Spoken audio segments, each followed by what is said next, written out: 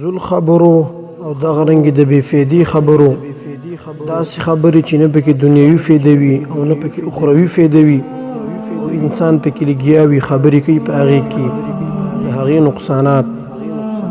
اول نمبر په انسان کې چې کوم فهم وي باطني فهم او پوی الله تعالی په دې کې ایښی وي او هغه د فضول او عبث خبرو سره خرابېږي.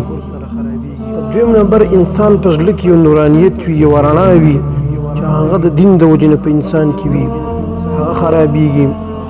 دریم نمبر د انسان زړه تیاره راځي او خرابوالی ورته راځي. څلورم نمبر د انسان زړه دې سره سختېږي قسوت پکې پیدا کېږي. د دغه قسوت په وجه باندې انسان باندې بیا د دین خبره سر نه کوي. یو خبره انسان په مجلس کې کوي لازم داسې خبره دې کوي چې د هغې څه دنیوي فایده وي د آخرت څه فایده وي. که نه دنیوي فایده پکې وي او نه پکې د آخرت فایده وي دې ته ویل کېږي عبث خبرې فضول خبرې لا یعنی خبرې. نو په دې کې چې کوم دی دا ورننوتل نه دي پکار.